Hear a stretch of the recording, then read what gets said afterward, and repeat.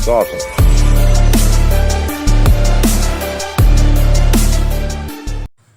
How you guys doing? It's Alex.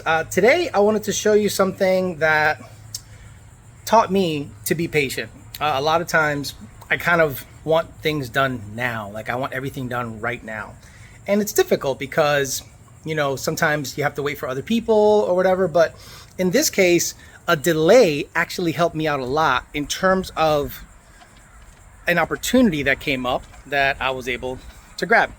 A lot of you know that Donnie, the 2013 automatic Mustang, was going to be eventually a high 8-second car with maybe a built motor, eventually a 2650, but I wanted to see how far I can take that car, let's say running like a Roush Gen 2 2.3 liter supercharger. I, for whatever reason, really like those superchargers, and I think I can go 8s with one of them. As far as I know, I don't know many people that have gone 8s blower only with that supercharger, so I thought that'd be kind of cool to do with Donnie. But because of the transmission breaking on it, because of the drive shaft failing on it, it kind of set a lot of things back.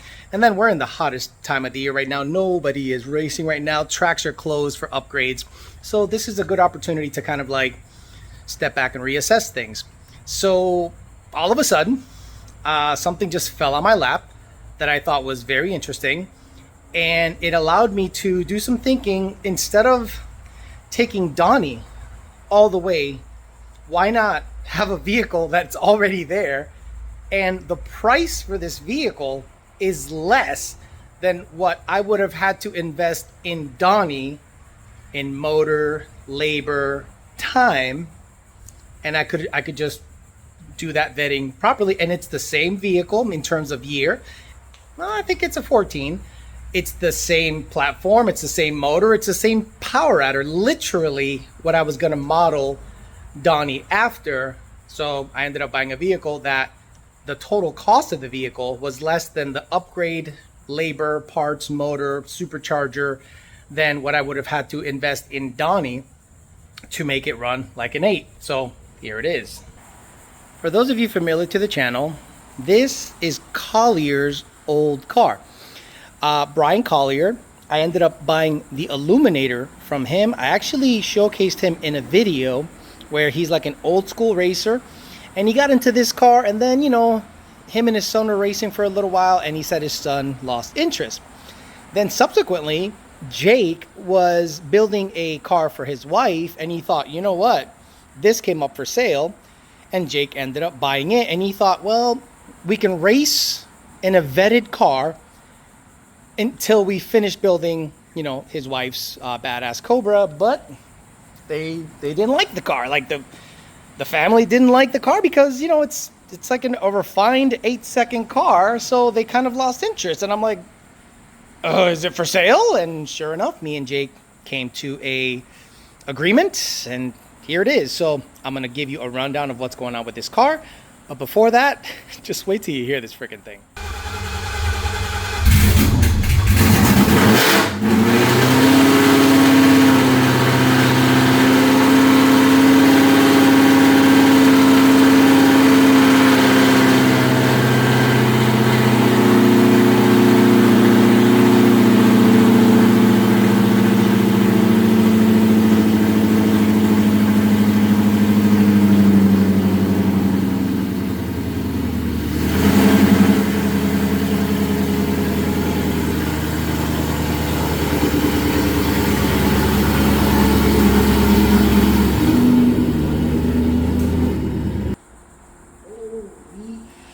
It is hot. It is muggy. I shouldn't say it's hot. It's muggy. All right, so here it is. I believe it's a 2013. If I'm not mistaken, this has PPF on it because it looks on the yellow side. Unless, yeah, it looks like it has PPF on it. But anyway, it's a 2014, if I'm not mistaken. Base, like no performance package, nothing, bare bones, S197. The reason this gentleman bought this car was literally to go racing. So it started life as a 2.3 liter Roush supercharged car with a 2.3 liter Gen 1 supercharger. They have a slightly smaller inlet. And then he took it over to Power by the Hour and he said, I want it all done up. So Power by the Hour did what they do to a lot of the drag cars that they used to build back in the day. Sorry, I had to wipe the lens. So basically they have a package, right? They have a built rear end with a spool. They have a TIG Vision anti-roll bar, Maximum Motorsport stuff. Let me show you. It's like, I hate to say it, but it's cookie cutter at this point, right? So all of their builds, and this thing is clean. All of their builds are pretty much the same. TIG Vision anti-roll bar. This is the badass joint. Like, I don't even know if they sell this one anymore, but TIG Vision anti-roll bar, Maximum Motorsports, drop bracket with control arm, the same ones I installed in Donnie, the same ones that are in the GT500, welded tube on the 8.8. I'm gonna see if I can zoom in. Welded tubes, basically the GT500 suspension, like, and the GT500 went 8.1 with that setup, so they're like, well, why change it if it simply works? So that's what it looks like back here, with obviously Viking shocks back here. In terms of interior, I mean, it's, again, when I say basic, it doesn't have the shaker package. It had the basic radio, has the base seats, it has a rear seat delete, it has a bolt-in, I think, 6-point. Looks like it's a bolt-in 6-point. I don't really want to upgrade this and put like a 850 legal cage in it, unless somebody makes me do it, but I really don't want to do that. But yeah, like, you want to talk about like minimal bullshit. Now, I'm not a big fan of the steering wheel. Obviously, this, I'd probably put the stock steering wheel back on it, or something that extends out a little further, but not a big fan of the steering wheel, obviously. But it comes out, it's easy, but it doesn't look right to me. Obviously, tuned with a Lund Racing N-Gauge. To be honest with you, like, the package of the car was what was so attractive. It was Lund tuned, 4R200. That's right, a 3-speed 6R80 with overdrive, if I'm not mistaken. And we have recently, Junior has recently discovered a better way of shifting from 3 to 6 on Gen 1. So I might test that, but again, I'm not even going to register this car. So let's look under the hood. Okay, yeah. And here is my favorite power adder, a 2.6 liter TVS. Now, the more I look at this TVS, the more I don't think it's a Gen 3R. I think it's a Gen 3, but not the ported version. And I think there's room there. You know what I mean? Like, I think there's room for this thing to perform exceptionally well because everything else is ported. Now, the motor is a sleeved liver noise motor, 11-to-1 compression, ported cylinder heads, comp cam stage 2 cams, and honestly, it's very cookie cutter. Basically, built bottom end, ported heads, ported lower manifold, and I think this guy is bone stock, which I think there's room there. But this is the craziest thing that I realized about this whole operation. It only has a 2.8 upper and a 50% lower, and check out what's in this car. It's my old YDBT crank support. So not only does this car have my old crank support, but it's set up as if how I was going to set up Donnie. I'm like, this is exactly how I was going to set up Donnie. It already has 10 rib. It already has all the goodies. It already has an overdrive. It already has a crank support. My old crank support from MFP Australia. It's like done to the T, or to the whatever. Like all the way. This is all the way. Now this car has gone as quick, I think, as an 8.6 or 8.7 with a 2.8 upper. That's right. So I could put a 2.6 up here, but in order to mitigate belt slip, I think keeping the 2.8 at smallest, a 2.7, which I do have a 2.7.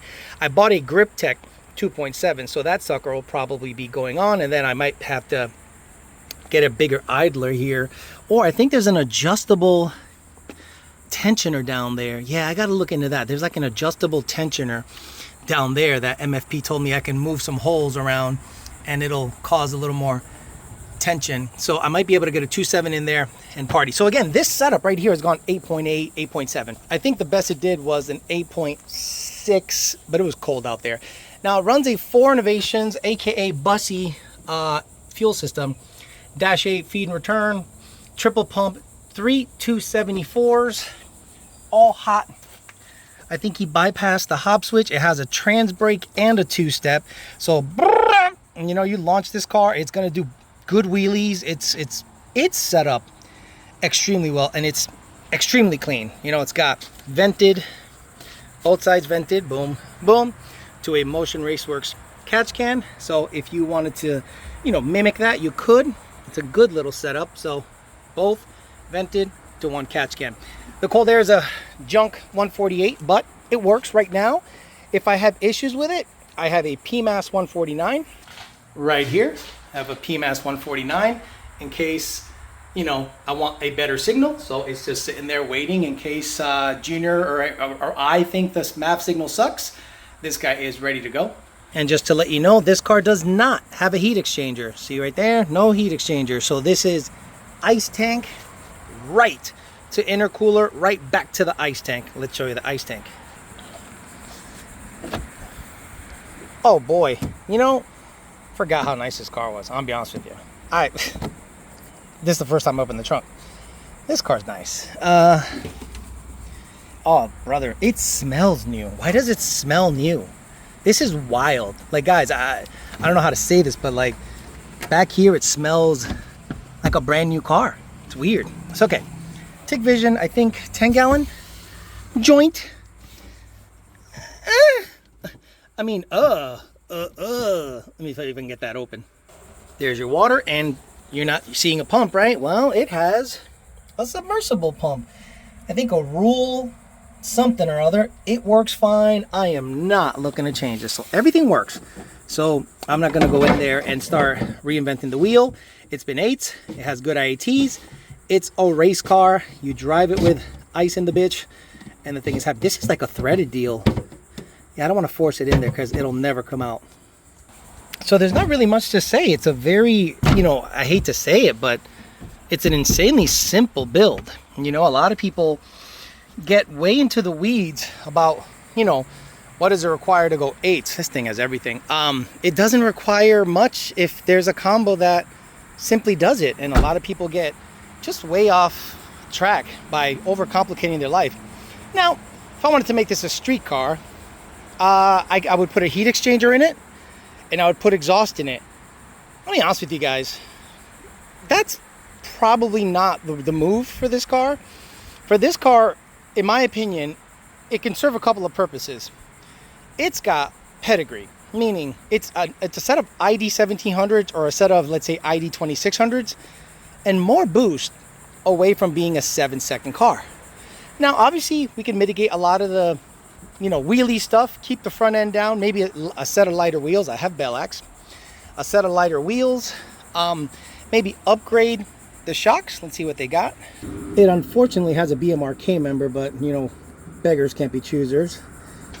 And it has strange single adjustables. What are these?